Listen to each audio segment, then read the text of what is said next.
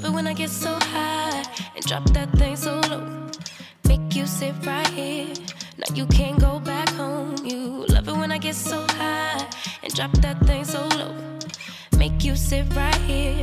Now you can't go back home. You love it when I get so high and drop that thing so low.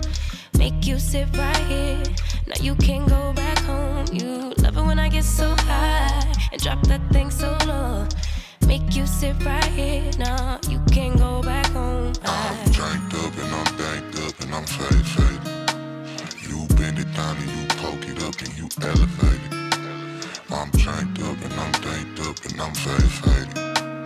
You bend it down and you poke it up and you elevate it, you elevate it. I came over, I ain't sober, I'm still drunk, that's hangover. Might run it back when this page over. You the best thing, I done slaved over. Gon' arch you back and been way over. It's overdue for that understressing. Over him, now you underdressing. Call me up and I come finessing. Like, ooh, we shot it, what it do, what it don't. Baby, you a queen, you can move how you want. You was rocking with me when I couldn't stay afloat. They ain't never saying nothing wavy to a boat. Like, eyes up, look at me, now I'm the captain. Brought the camera, time for action. Split the legs just like a fraction. Tuck the napkin, time for snacking. You a mother meal. Tell me that it's mine, baby, tell me that it's real. Hit it to the max, well, tell me how it feel. It's gonna be a minute, cause I'm in it for the thrill. Make her feel like heaven, she gon' put me in the wheel. And willingly, I wanna do anything she wanna do. I ain't even wanna boo, but this is what the karma do. It's hard to be apart from you, cause ooh, I love it when I get so high and drop that thing so low. Make you sit right here. Now you can't go back home. You love it when I get so high and drop that thing so low. Make you sit right here. Now you can't go back home. I'm drank up and I'm danked up and I'm faded. You bend it down and you poke it up and you elevate it. I'm drank up and I'm danked up and I'm faded. You bend it down and you poke it up and you elevate it, you elevate it, you.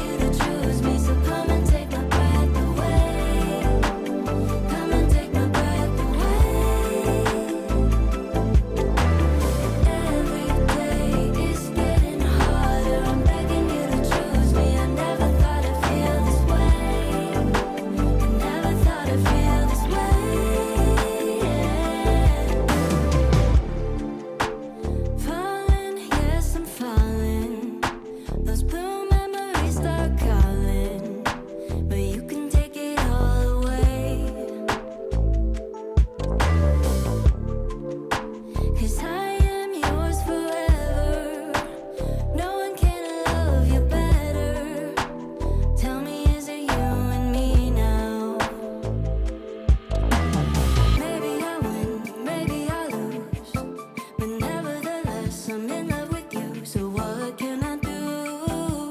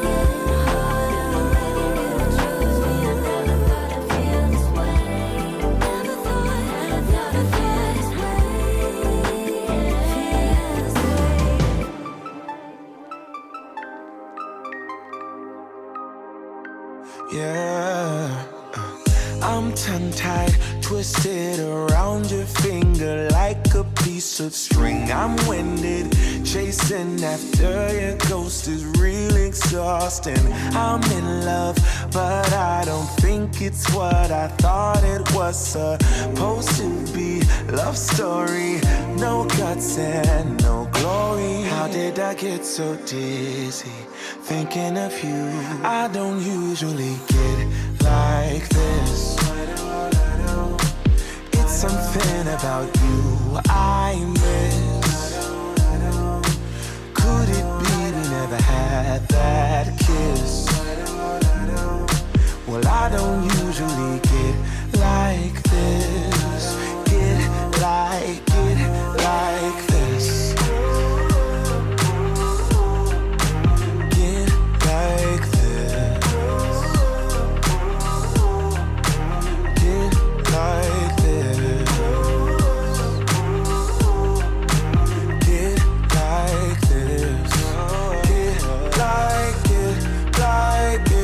like this. Reminded of how I met you, tried to catch you falling. Instead I fell off myself and I just can't stop falling.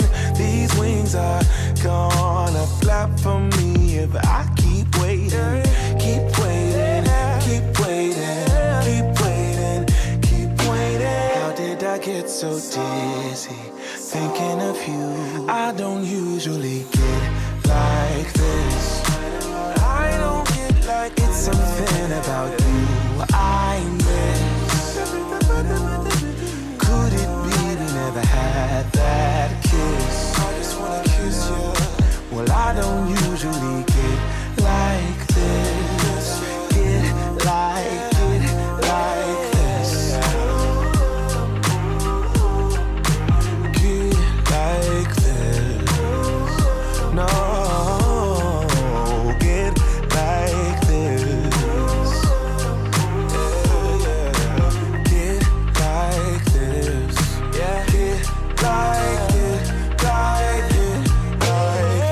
She loves me not. This bouquet is all I got. I'm dreaming, or could it be a future for you and me? She loves me, I know it's true. Or maybe I'm the fool for you. I don't usually get like this. It's something about you I miss. Could it be we never had that kiss? Yeah, I don't usually get like this. Get like this. Oh, get like this. No, get like this. Yeah, get like this. Get like this.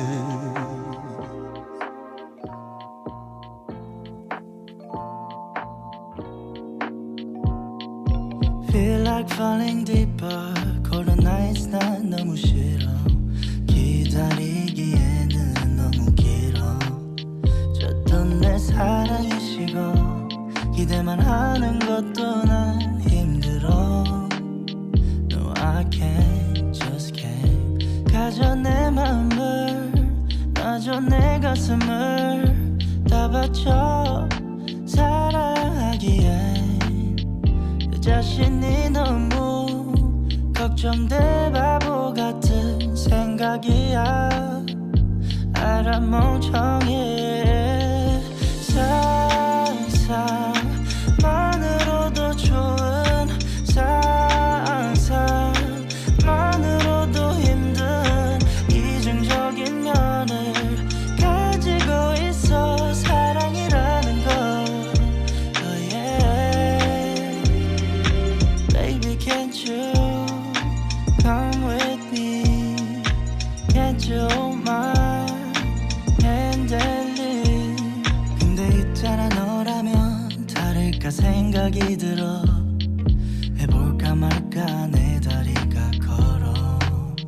가는 방향이 어딘지 서로 궁금해져 버려 애써 맘 졸여 하늘만 보면서 언제쯤 알게 될까 너도 나와 같은 생각을 하고 있을까 한참을 멍하니 보다 보니 살짝 어두워진 색깔 불그스름한 노을의 때깔 상상만으로도 좋은 상상만으로도 힘든 이중적인 면을 You broke my heart a million times. Can't count the times I made you cry. Oh, it's such a mess now, and we're burning out. I get so sad at the thought of losing you. I'm losing you. I can't bear the thought of losing you. I'm losing you. You're still perfect as the day goes by. Even the worst ones hate, they make me smile.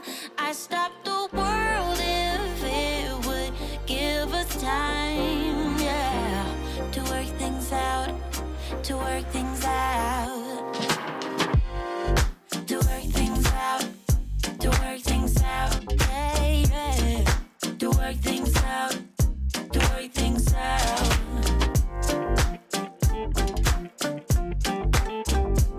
Oh, yeah, to work things out, to work things out. Can we be honest? You're my comfort zone. Whatever I say, don't let me go. I know you're angry, babe, and I am cold. I get so sad at the thought of losing you. I'm losing you. I can't bear the thought of losing you. I'm losing you. You're still perfect as the day goes by. Even the worst ones hate, they make me smile. I stop the world if it Mic check, would 1 2. give us time, yeah, to work Mic things check 1 2. out, Kosher, what up? to work things Hey, out. Lakeisha. Kosher tomorrow, 8 5. Yes, I'm available. Let's do it, Kosher. I am available, bro. Let's do it. If you hear Kosher, let's do it tomorrow. Welcome, everybody. To work things out, to work things out, to work things out, to work things out, to work things out, to work things out, to work things out, to work things out,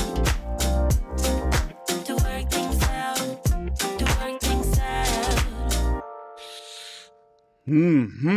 Mic check. Levels look good.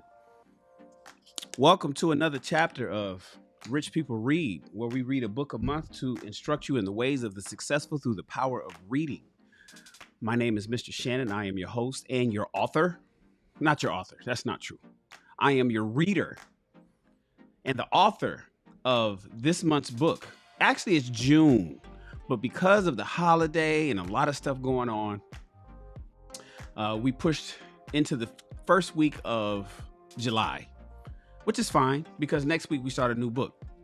But the author of this book is Mumia Obsidian Ali, and we are reading his most recent piece of work, the Book of Obsidian, the Ladies Edition. That's because we read the Book of Obsidian, a manual for the 21st century Black American gentleman, in January. That's his first book. He affectionately calls them the black version and the red version. We are on the red version. We already knocked out the black version.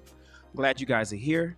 This book is a relationship manual for women, Black women in particular, 21st century lovely ladies. The things that we talk about on this channel is the two ships, entrepreneurship and relationship. And we flip-flop between the two and the books that we read on a monthly basis. Last month, we read The Richest Man in Babylon, which is a financial book that gave you some financial proclivity to make more money than you currently do. Next month, we'll be reading another finance book, but this month we're reading a relationship book. And I'm glad that you guys are here. We are on chapter 23 and 24 right now. We're going to knock that out. It's an easy read. But for those that don't know what the Book of Obsidian, the ladies edition, is, fresh off the success of his debut, the Book of Obsidian, the manual for the 21st century Black American gentleman, Mumia Obsidian Ali continues the raw truth telling about the state of Black love out on these streets. And this time around, it's the ladies' turn. In the Book of Obsidian, the ladies edition, Ali dares to tell the lovely ladies what so many others in the Black love business simply will not, in no uncertain terms. Far too many of the quote-unquote experts in the Black love machine won't tell the ladies the bleedingly obvious reasons for how and why they're having such a tough time out in the 21st century Black American dating and mating landscape. And the proof of this fact is borne out by the ladies themselves being increasingly dissatisfied with their prospects, romantic and relationship outcomes. After more than a decade of the most intense research and study, the Book of Obsidian, the ladies edition, was written in direct response and goes where no one has gone before. If you're a 21st century Black American lady and want to get your Black love game on track, read the Book of Obsidian, the ladies edition. If you dare, together we are going to read this book. I'm glad you guys are here. And we are on chapter 23. Chapter 23 is the best platonic friends money can buy. Hey, LaRonda. How are you, LaRonda? It's good to have you here, love. Lakeisia is here. Kosher is here. We're getting ready to knock this out. I appreciate you guys being here. Please turn up your volumes. I want everybody to go get this book too. It's important that you have a physical copy of this book. I talked to Obsidian this morning. He's been shipping out hundreds of free copies to people that's supporting his channel. Please, his link directly to his YouTube channel is in the description of this video. And if you want to just go purchase and support Black male media, if you want to support Black male media with your dollars, you know, we spend money on everything else. Do we spend money on ourselves? Please go to the description of this link, tap the book. It'll take you straight over to Amazon to make sure you get the right version and purchase the book. Please support the people that support us. I appreciate you guys. I want you to have the physical copy of this book. The reason I don't have my physical copy is because Obsidian is bullshitting me. Let's just keep it 100. He's supposed to send me my signed copy. I need 2 signed copies, one of which I paid for months ago, but he sold out and he had to have his publisher reprint new books. And I think he got the shipment in. So I'm waiting on my signed copy of the Black book. And he owes me, as a friend, a signed copy of the Red book. I'll be holding Obsidian to task to make sure that he gives me what he's promised. I appreciate you guys being here. We're getting ready to read this. I want you guys to turn up your volumes. My man Bolo is in the house. Hooah! Bolo, where you been? I know, you know what? Where have I been? I know Bolo has been around. I haven't been around. It's good to see my friend Bolo. It's good to see my friend Bolo TV, a voice of reason in these streets. In our corner, you know, we have a corner of YouTube. In our little corner of YouTube, in our community of people, content creators over here that talk about various things, Bolo is a voice of reason for all of us. I appreciate you being here, Bolo. What up, Eric? What up, Eric? Hooah! Glad to have you here, bro. So listen, ladies and gentlemen, we're going to go ahead and knock out chapter 23. I want everybody to turn up their volumes. What are you doing? Are you listening to music in the car? Are you driving and listening to another song by Drake? Are you listening to more Chris Brown and Cardi B? Take a break from that. I like a cool tune too. I like to keep it moving. I like to dance, but sometimes we have to edify our minds with information that can help us become better people. And that's the purpose of this particular podcast. Rich people read because I don't know any rich people that don't. Rich people read because I personally know quite a few rich people, and I don't know any rich people that don't read. So I'm glad you guys are here. Put your headphones on, put your earbuds in, turn the volumes up if you're on speakerphone. And I'm going to read to you guys chapter 23 of the Book of Obsidian, the ladies edition. Let's switch over to our read screen. What up, Kosher? Hey, Kosher, I'm available tomorrow, Friday, right? Yeah, tomorrow. Today's Thursday. So I'm available tomorrow are you talking 8 p.m. Pacific Standard Time? If you're talking 8 p.m. Pacific Standard Time tomorrow evening, Kosher, I am available. If you want to do a show, you want me to pull up, whatever you want, Kosher, I'll do whatever you need me to do because you're one of my best friends here on YouTube. Hey, Kimberly, how are you, love? Haven't seen you in a while. It's not your fault. It's mine. I haven't gone live in a while, but I'm back. Things are on track. And we're going to go ahead and finish this book up this week so we can move on to the next one next week. The Book of Obsidian, the Ladies Edition, chapter 23, the best platonic friends money can buy. I wonder what he has to say about that. Platonic friends. 8 o'clock Eastern, Kosher. That would be 5 o'clock my time. Maybe not. At 5:30, I gotta go pick up my son from the after school program at the Windsor Hills Science and Technology Elementary School. So if we fired up a show at 5 o'clock Pacific time, I'd have to leave at 5:30.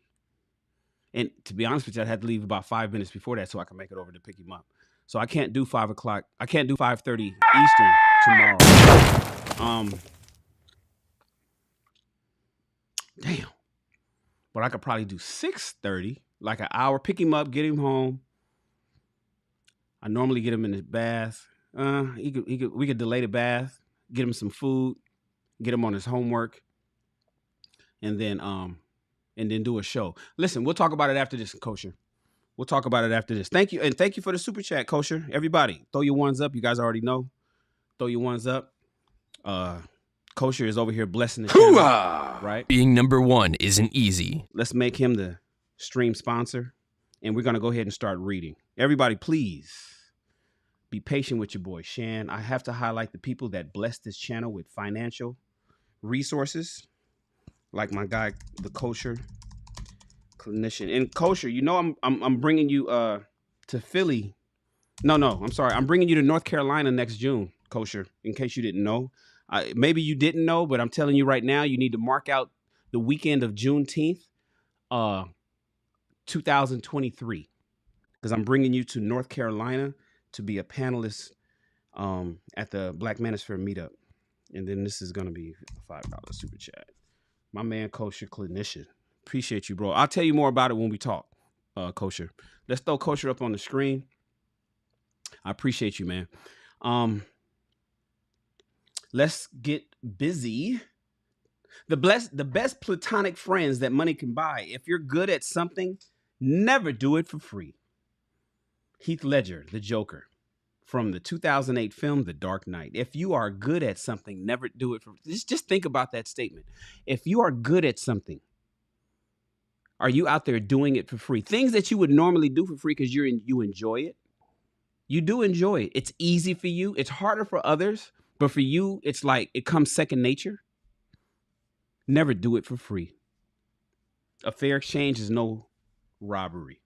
An 11-year-old video snippet of longtime funny man, pitchman, and Black love expert Steve Harvey resurfaced thanks to social media outrage engines like TikTok and Twitter, and has reignited yet another round of intense debate centered on the age-old question, can men and women just be friends? Can men and women just be friends? Steve Harvey, in a discussion with the lovely Frederica Whitfield of CNN, Harvey tells the truth and shames the devil in response to the burning question for all time. Not only doesn't he have any female friends, but that those men who attempt to tell the lovely ladies that they do have them and would like to be theirs is only lying to them, waiting for the chance to pounce on a short-term mating opportunity. All of this was in service to his then new book, Straight Talk, No Chaser, How to Find, Keep, and Understand a Man. How to Find, Keep, and Understand a Man. That's a new book by Steve Harvey. Of course, which as of this writing in early May 2021 has garnered a 4.5 rating on Amazon and ranking number 20 mate seeking category. Indeed, it is not at all implausible that the current firestorm of controversy surrounding his remarks back then could very well translate into renewed interest in his book. While everyone else on Black social media hopes for yet the umpteenth spin on the never-ending merry-go-round of dating and mating discourse in contemporary Black American life, in this dojo, on this podcast, we look to see what we can learn from the real-time events and happenings of the day and how we can use it to our advantage. After all, one of the strengths of being a non-select guy, or average guy like Shannon, average guy like Obsidian, average guy like most of the brothers that's listening to my podcast, right? Is our IQ, how smart we are. And as it turns out, this Tempest and Teapot gives us NSGs, non-select guys, a powerful business opportunity. Since we are often seen as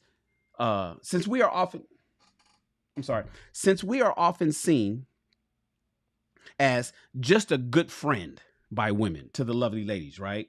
Why not capitalize on something they highly value?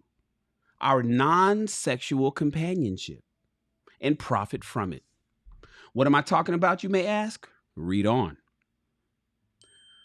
First things first, no men and women can't be just friends, and here's why. No, men and women can't just be friends, and here's why. No, men and women can't just be friends. And here's why. Shout out to Alvin. Everybody throw your ones up. Thank you for the super Being chat, number brother. one isn't easy. Thank you, Alvin, for the blessing, man. I appreciate you. Let's get the obvious out of the way before we dive into the details of my opening salvo, shall we? And to do that, as is customary in this dojo, we turn to science to sort it all out once and for all. In his immortal classic, The Evolution of Desire, Strategies of Human Mating, University of Texas at Austin professor David M. Buss notes that men view their female, ladies, listen to me. Remember, this book is for you. I'm reading to you, ladies. Men view their female platonic friends as sexually attractive much more than the other way around. That this is the case whether men are already mated, like they already got a woman or wife, or not. And that men are much more likely to break off or otherwise end a platonic friendship with women should they enter into a romantic and or a sexual relationship with other men. Not only that, but attempting to get out of the quote unquote friend zone, a common staple of dating coaching advice for men online and elsewhere, has an 80% failure rate. 80% failure rate. What's happening, Alvin? Hoo-ah! It's an 80% failure rate at trying to get out of the friend zone. And it's due to women simply not being sexually attracted. Women are just not sexually attracted to the vast majority of their male platonic friends.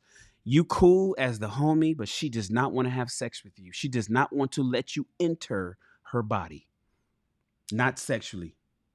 Coach Corey Wayne, for example, has a whopping 39 YouTube videos addressing the matter alone. And that's just the tip of the iceberg. There are many, many other examples, big and small, of dating coaches for men attempting to cut this Gordian knot on YouTube alone, to say nothing of Twitter, Instagram, Facebook, TikTok, and so on. What all this proves is that men like Shan, and let's be honest here, we mean non-select men, have been refusing to accept the truth that women that they want to bang don't want to be banged by them, yet want very much to just remain friends. And with the scientific evidence being overwhelming with regard to the profound failure rate of getting out of the friend zone, you will be guaranteed to be wasting your time, brothers, and money in the fruitless, foolish pursuit. A big part of life, especially for a man, is to accept the world on its own terms. Being a non-select guy means this in spades. Bottom line, fellas and ladies, men want sex from women first and foremost, period. Women only see a minority of men in this way, while viewing the rest as at best as just friends.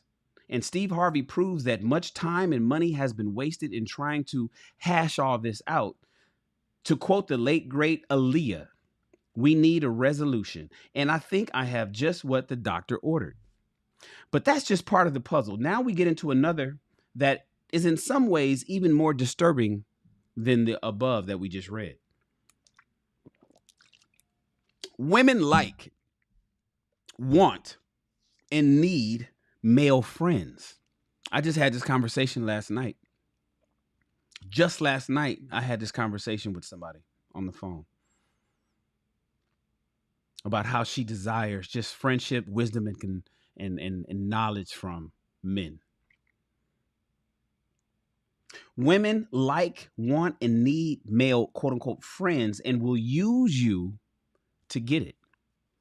You ever wondered why women make such a huge production out of the idea of having male friends to begin with?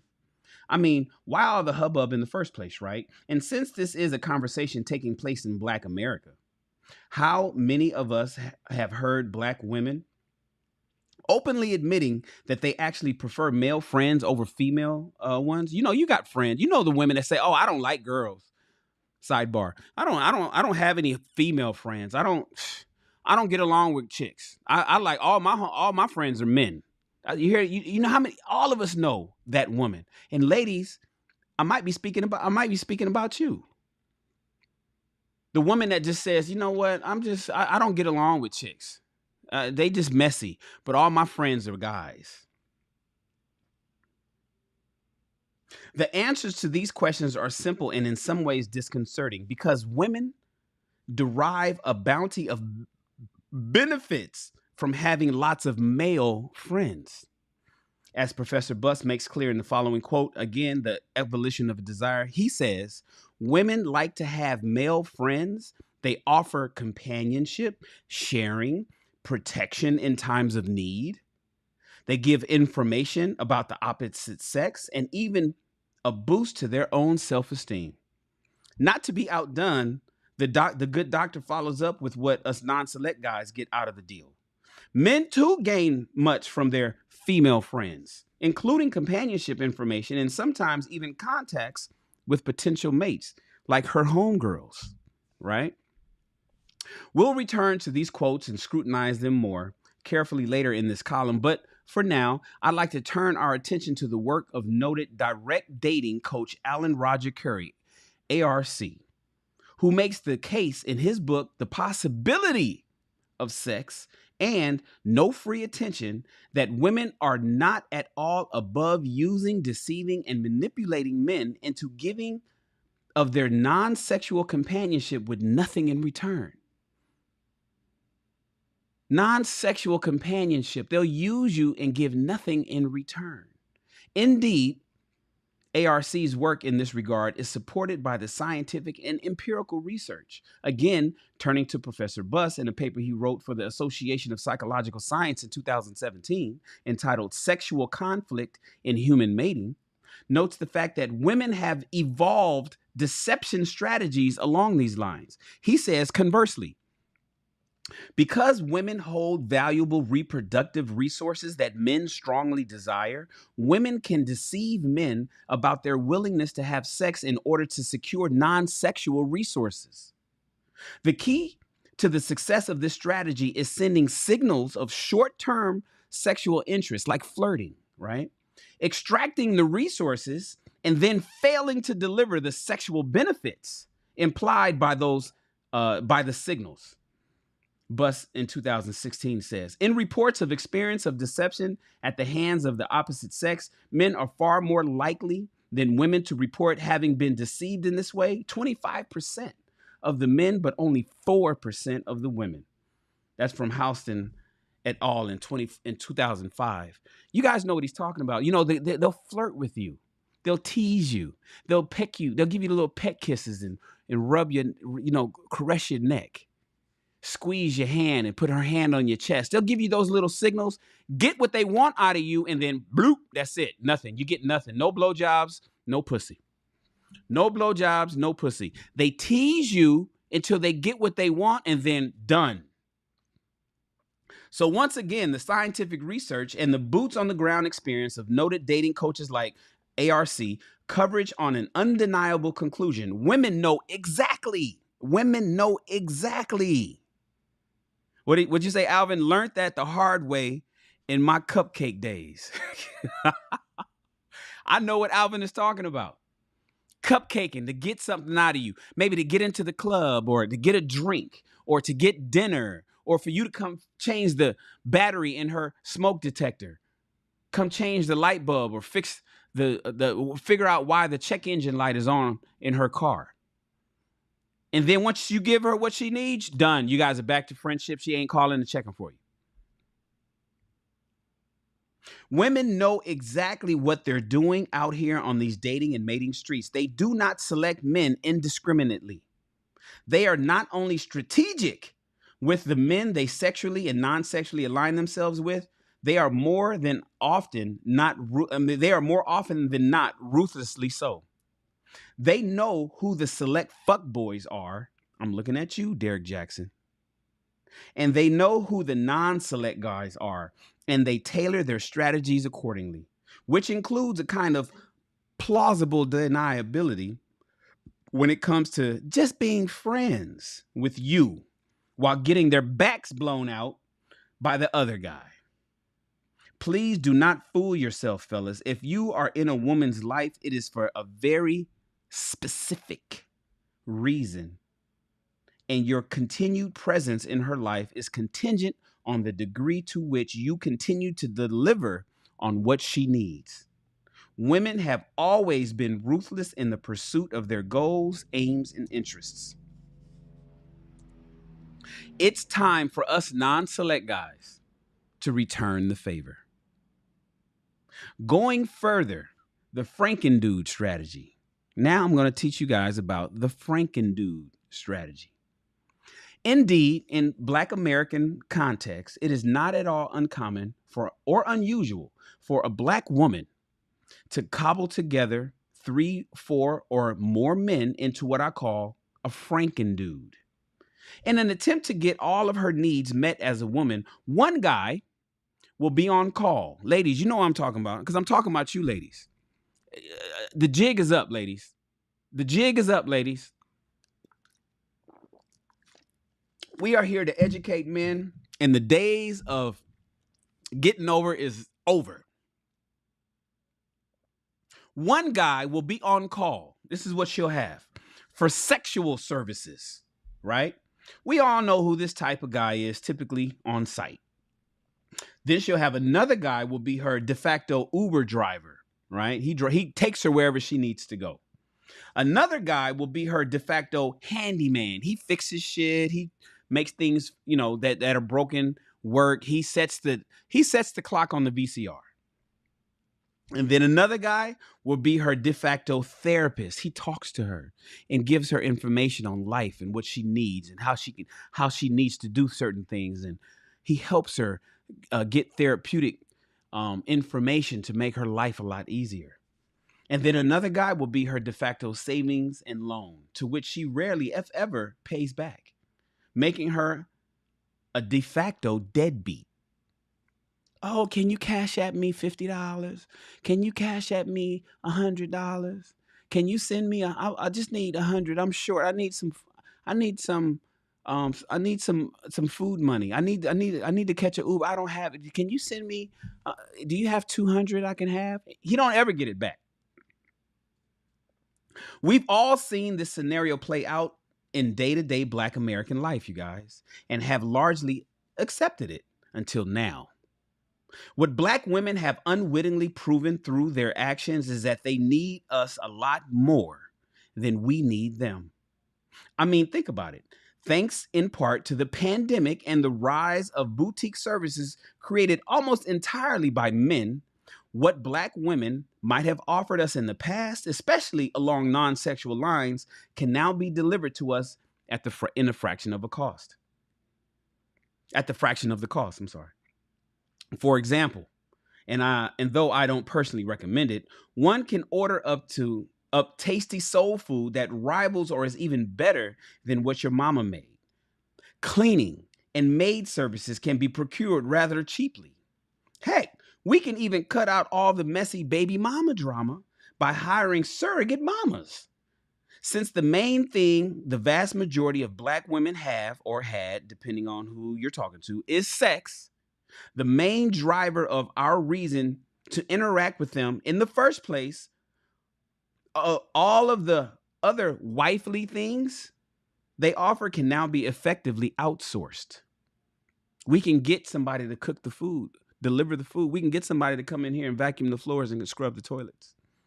We can get somebody to turn our house into a home.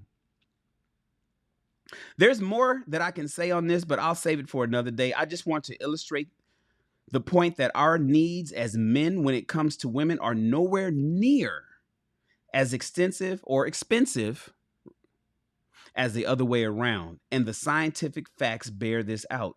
Now, getting back to my main point, I just want to note to the reader that all of those quote unquote services a Black woman's male friends dole out have real world monetary value. The things that Black women use her friend zone guys for have real world monetary value, guys. And non-select guys should take note of this and capitalize on it. It is no way a crime or wrong for a non-select guy to value his time and expertise and farm them out to the highest bidder. The exact same way IG models do and other Black women do. On this point, Alan Roger Curry makes a powerful argument. It is not that Black women have been doing all this, but rather that men, non-select guys in particular, have allowed it to go on for so long.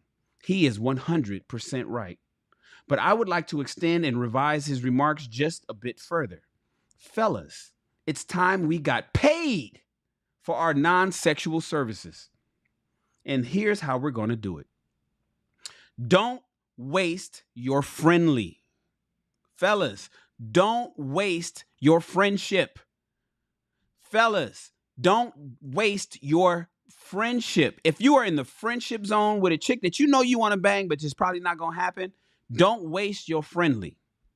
The idea has been around for quite some time anyway. Japan has it known as Tokyo's toy boys.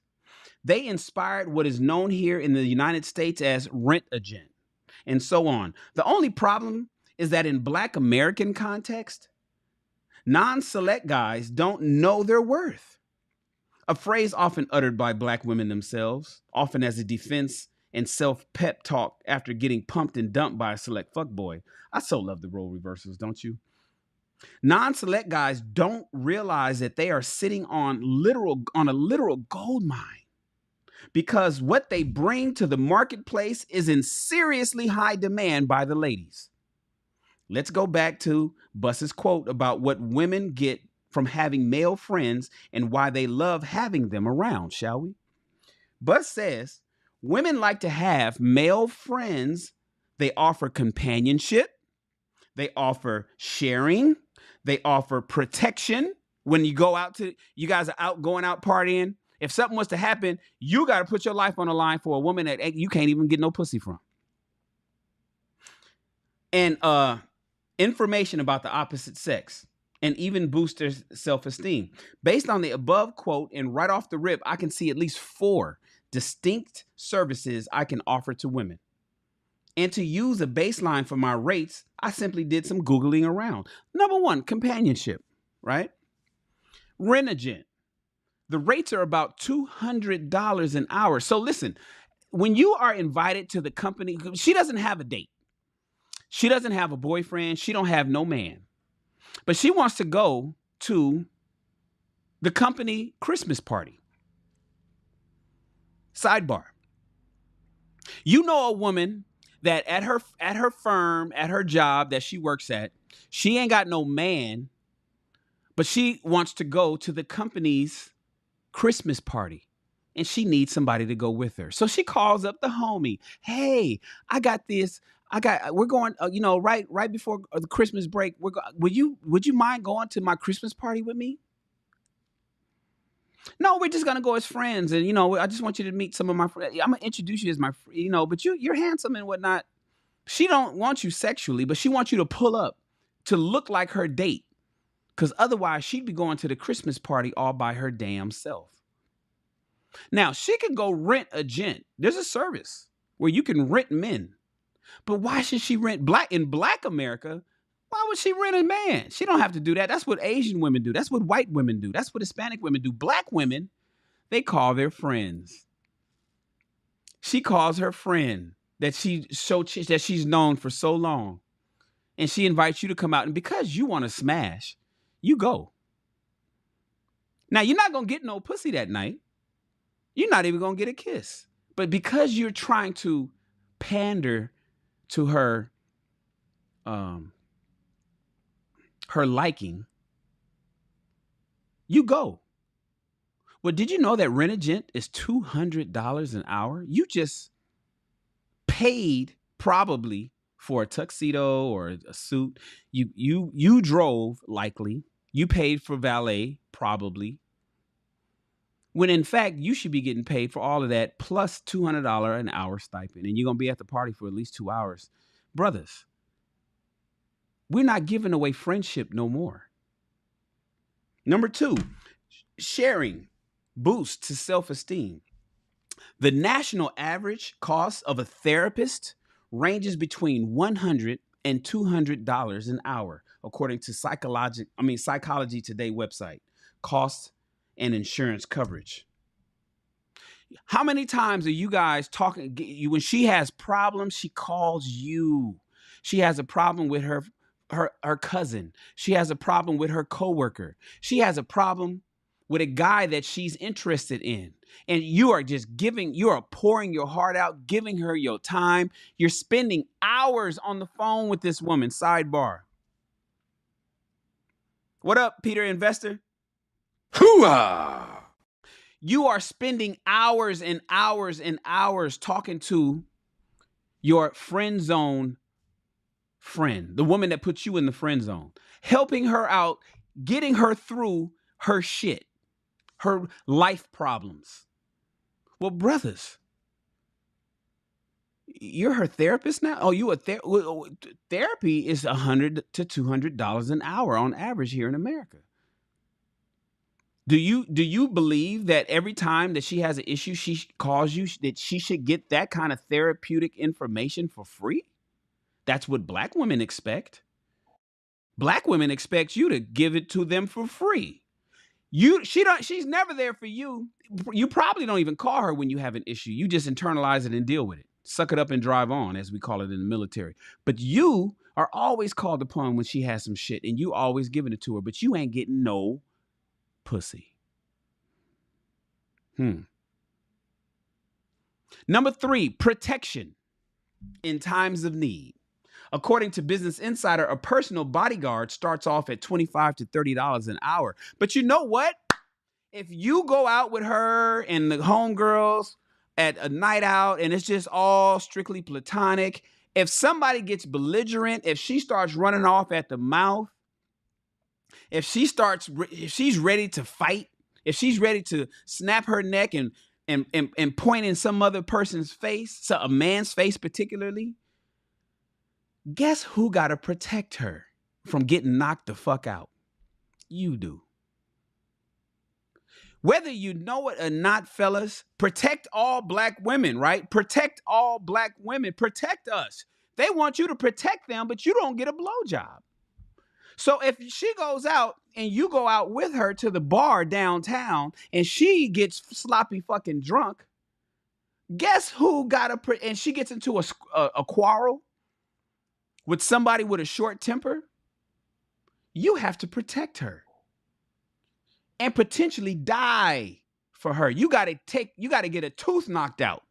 You got to take a punch in her honor because you're her friend. Because you're her friend, and that's what men do. Protect all black women, regardless of what you're getting from them. Regardless of anything, step up because you're my friend and you allowed him to fucking knock me out even though I started the fight. You know, fellas, personal security and personal bodyguard start at $25 to $30 an hour. You should be getting paid if you're going to be her, quote unquote, protection in need. And number 4, information about the opposite sex. You see, per a very interesting piece on the Glamour magazine website entitled $9,050 worth of love advice for free, March 31st, back in 2008, we see that the price for a dating coach can range from $100 to $1,500 an hour. You see, when she's interested in a guy that's not you, when she wants to fuck the select guy, when she wants to smash Pookie, when she wants to convert Pookie into a good guy, get him off the streets, who does she go to for the advice and the information and the insight into into the psyche of men? She comes to her friends in the friend zone. She talks to you about this dude that she wants to smash, and you have to endure that. And you have to give her the dating advice that she needs. Well, how much is that worth? I mean, since you're going to give her the game, you're giving her the game, right? You're telling her about men and how men do, right? Brothers, that's $100 to $1,500 an hour. Every time that you tell her what she needs to hear so she can get the outcomes that she wants in the mating and dating streets, you need to get paid. Or some pussy. And you're not getting no pussy. And fellas, that's just for starters. Think about it. Other boutique services can be offered, like the aforementioned de facto Uber driver, the handyman, and other non-sexual services, all for pay, all for profit. What a bargain, right? Now, let's return to what bus avers us guys get out of the let's just be friends deal, shall we? Men too gain from their female friends, including companionship, information, and sometimes even contacts with potential mates. Now, we know that this is bunk, not only because of Bus's own research on the matter, but also because of the conspicuous use of the words sometimes and potential.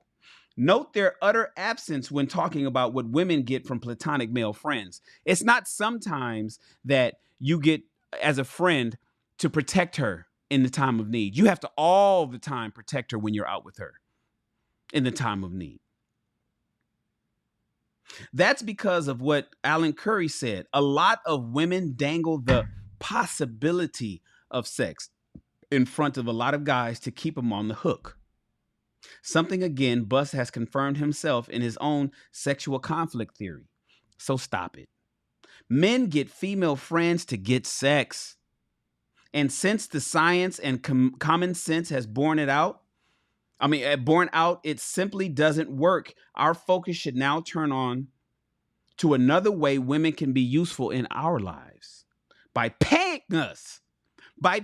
us for our non-sexual companionship services. It really is that simple. Feel free to be creative with the above list. Think of it as a rough guide and think of the ways in which your non-sexual, non-select guy, talents, skills, and competencies can not only be useful to the lovely ladies, but how you can directly profit from them too. With a bit of reflection, I bet you can easily think of half a dozen services you can immediately hire yourself out to the ladies for when they attempt to friend zone you or otherwise make it clear that they have no sexual interest in you. When women have no sexual interest in you and she only wants to be your friend, and she puts you in the friend zone, start charging her for everything that cash at me, Zelle me from my bank account, from your bank account to mine, for my non-sexual attention. Make it clear that your non-sexual companionship comes at a price, and watch those freeloading heifers vanish quicker than the flash.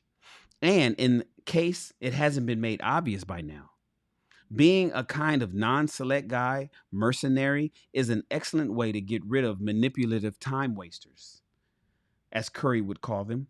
When you make it known that you charge for your non-sexual time and expertise, quite a few ladies will balk right quick. For a long time, women have loved having male friends. Let's just see how much they love us by seeing if they're willing to pay for it. And ladies and gentlemen, but ladies particularly, that is chapter 23. We're moving on to chapter 24, which is half the length of the one we just read. It's only 4 pages. And then we'll be done for the day. I appreciate you guys being here. Thank you so much.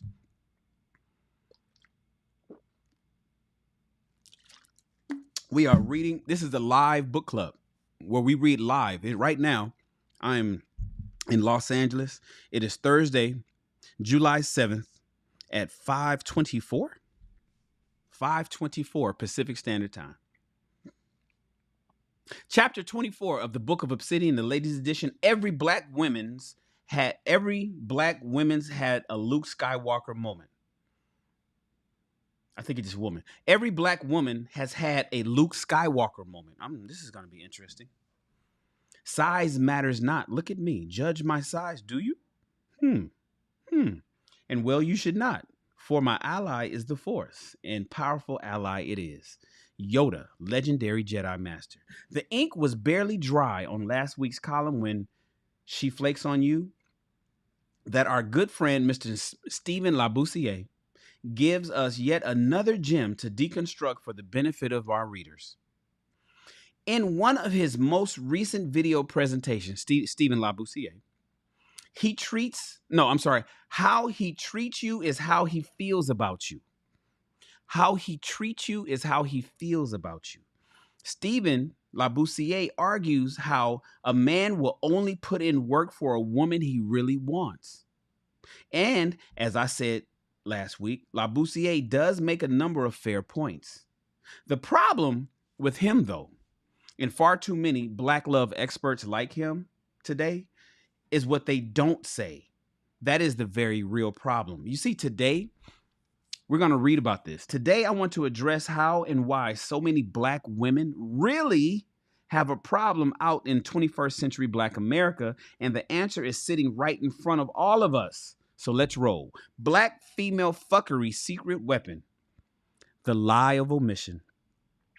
The black female fuckery secret weapon. Their secret weapon is the lie of omission. Following up on the above point, and despite their well-earned reputation for being loud, hold on one second. For being loud, boisterous, and crudely blunt, black women can actually be quite cryptic when they want to be. And this is especially true when they want to conceal or otherwise leave out important details that would change their entire nature of a story. I know this firsthand. I'm dealing with somebody right now who wants to leave out certain pieces of her stories. When I'm telling her, tell the truth, the whole truth, and nothing but the truth, they lie by omission. Oh, it's not that I lied. I just didn't tell you that part.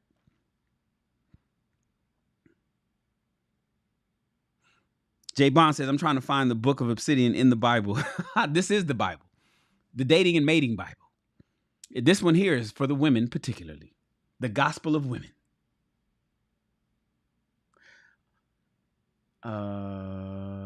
This behavior on part of many black women, the lie of omission, omitting things, is known as lie of omission and is described as follows. Lying by omission, also known as continuing misrepresentation or quote mining, occurs when an important fact is left out in order to foster a misconception. Lying by omission includes the failure to correct pre-existing misconceptions. For example, when the seller of a car declares that it has been serviced regularly, but does not mention that a fault was reported during the last service, the seller lies by omission. It may be compared to dissimulation. An omission is when a person tells most of the truth, but leaves out a few key facts that therefore completely obscures the truth. Give me a second, everybody. I want to highlight this and save it in a note because I need a text message. I need to send this to somebody in a text message. Hold on 1 second.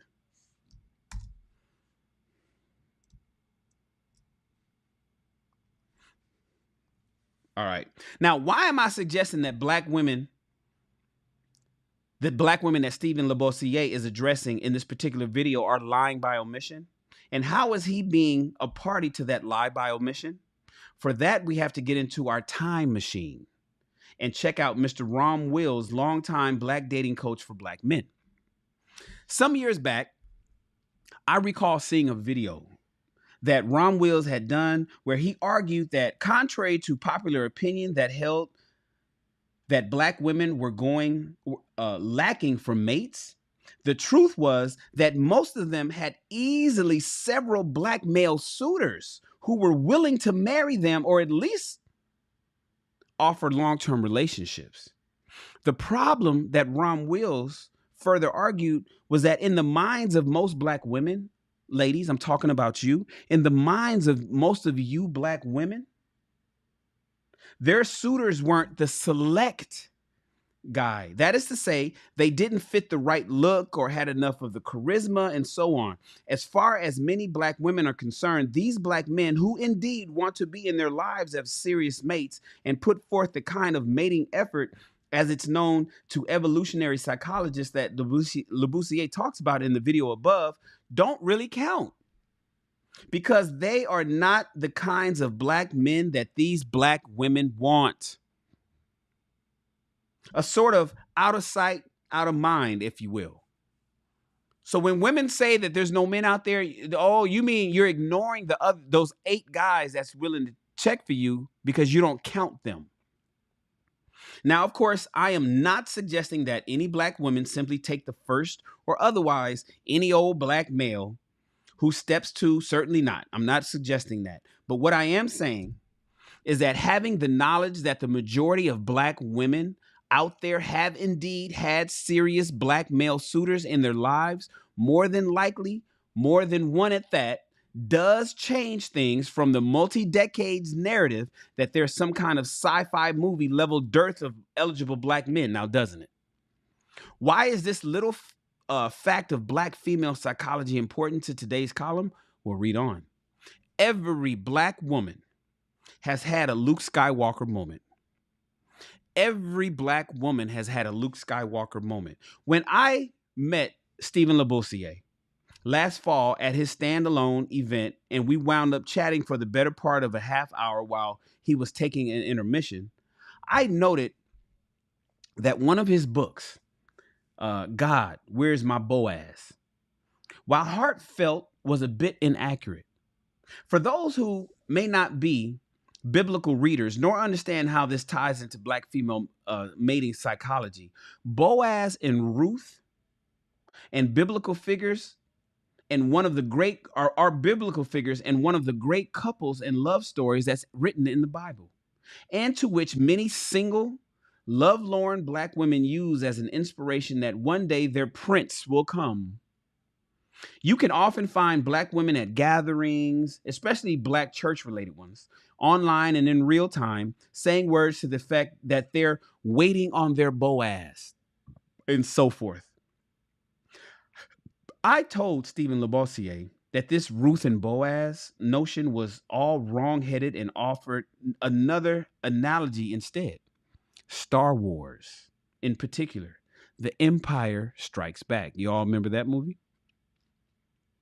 Steph looked at me blankly and told me that he'd never watched any of the Star Wars movies, which I find to be incredibly hard to believe, right? How do you not?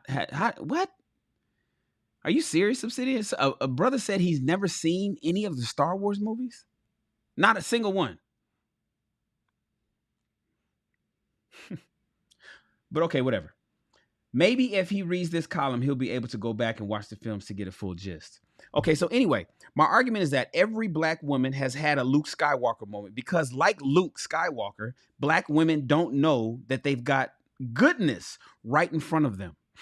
You remember when in the Empire Strikes Back, when Luke is sent by Obi-Wan Kenobi's Force Ghost on Hoth to go to Dagobah to learn from Yoda? He had to go learn. Remember, he had to go be like a young Padawan. He had to learn from Yoda. Luke follows the wisdom and crash lands on this desolate swamp planet, where he's soon confronted and pestered by a little green old guy. After a while, Luke gets upset, at which point Yoda, who now reveals himself, says, "I can't teach the boy. He has no patience." It was from that start forward that Luke realizes who Yoda was, and their friendship, master to student, begins. You guys remember that scene? Because he didn't know that Yoda was Yoda. He thought he was just a little green monster, a little green creature. And he was trying to get him to do stuff, and he was just impatient. And then he channeled Obi-Wan and told him, "I can't teach this boy. He has no patience." And Luke watched that and was like, damn. That was the reveal to let Luke know that Yoda was the actual master. Many black women have a preconceived notion in their heads about what an ideal black man is and are often fooled by what they see, which leads them down the path to the dark side, so to speak. We know what we're talking about here, being burned often badly by select fuckboys.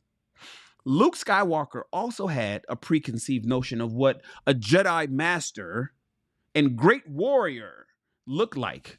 And when he actually met him, he was in disbelief. When he met Yoda, he was in disbelief. Hence, one of the lessons that Luke had to learn, which was not to trust his eyes. Because as Obi-Wan Kenobi told him on the Millennium Falcon in A New Hope, your eyes can fool you. Don't trust them. Black women are far too often deceived by what they see, ladies. That's a bar.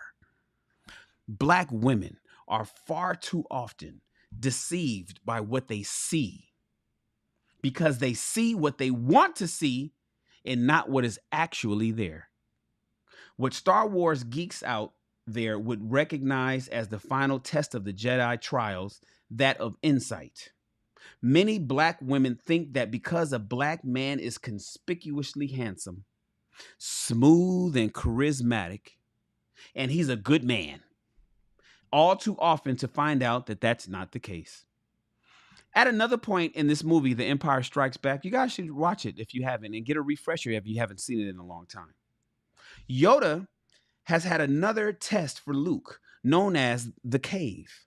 Now, here is where Luke Skywalker confronts his own inner demons in the form of Darth Vader, whom he sees in the cave. He sees Darth Vader in the cave. He draws his lightsaber, and after a brief duel with the Dark Lord of the Sith, he decapitates him. Vader's helmet rolls past Luke and explodes, revealing Luke's face inside the actual helmet. His own face was in the helmet of the person that he was fighting and decapitated. Although Luke didn't know it at the time, Yoda was giving yet another Jedi trial, the trial of the spirit, where once again Luke has to look beyond what is in front of him into himself. Similarly, black women often don't see beyond the current moment and don't consider that many of their problems is in fact coming from within. Damn, Obsidian be writing some prophetic stuff. This is part of a conversation I just had last night. Black women don't see beyond the current moment and don't consider that many of their problems come from within. They blame everything else and don't even take into consideration that maybe the problem is them, that maybe the problem is coming within them, from within them.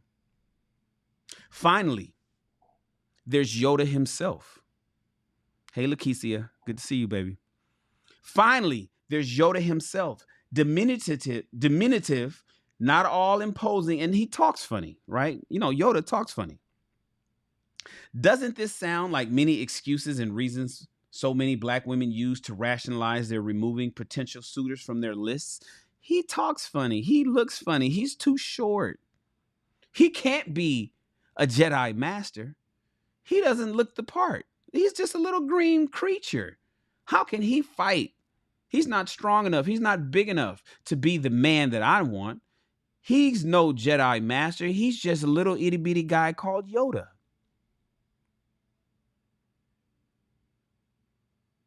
He got big ears. He's too short. He got a funny sounding name and so on. And yet Yoda just wasn't a Jedi master.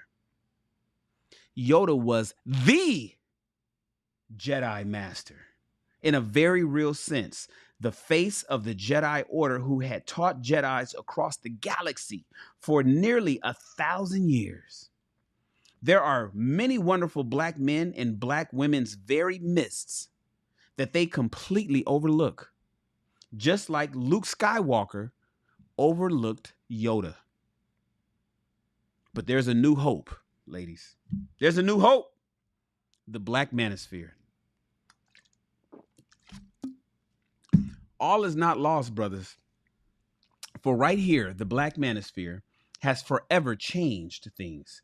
Once completely dominated by black women and the black vagina vision media, the multi-decades non-versation obtaining on Black Love Matters has been changed thanks to the efforts of yours truly, Obsidian, and my peers, Shannon, in the Black Manosphere. More and more black women are coming, willing to listen to our side of the story, and many of them for the very first time. There's no magic bullet here, and there are many more miles to go before it's all said and done, but the point is made. Continuing the Star Wars analogy, I've been around for a long time doing this work in the Black Manosphere, and I've seen how things have slowly and surely changed in our favor, the non-select guy. I remember a time when black women were attempting to have us shut down at the Black Manosphere, right? And ran off of social media. The effort did fail, not for their trying. And I have seen the progression. First, the ladies couldn't beat us. Now they want to join us. First, they couldn't beat us, and now they want to join us over here in the Black Manosphere. And that's a good thing, actually, because I sense a disturbance in the force. How the black love machine, as big as it is in fact faltering a bit. They are faltering because they really don't have the answers to really help so many black women find what they claim to want. Deep relationships and lasting love. The black love machine also doesn't have the guys. That's where we shine, because we over here in the Black Manosphere, we do. The simps are a dying breed. The beta male simps. Well, I can't say beta male. That's a personality trait. But the simping and the pandering is a dying breed. It's on the extinction list. So it makes sense that we would see more and more black women showing up over here in the Black Manosphere, speaking on black issues, talking like black men. And I strongly suspect that we'll be seeing more to come in the near future. Victory is at hand, brothers. Watch the Black Manosphere work. Yes, yes.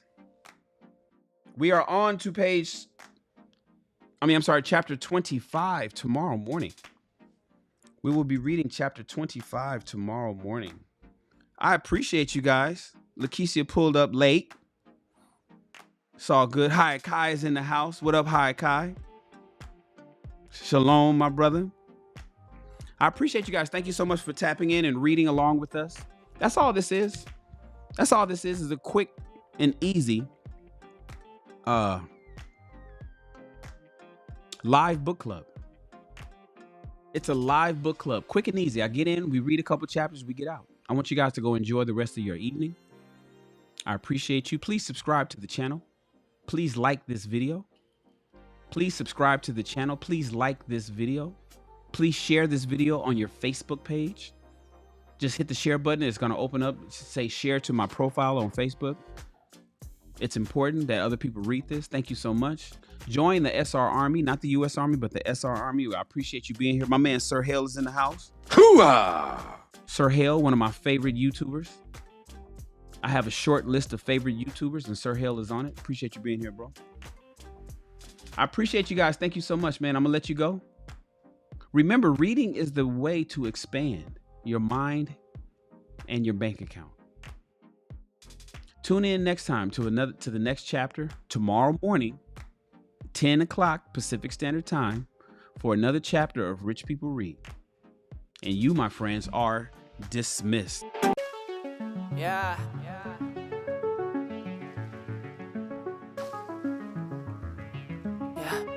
Escucha.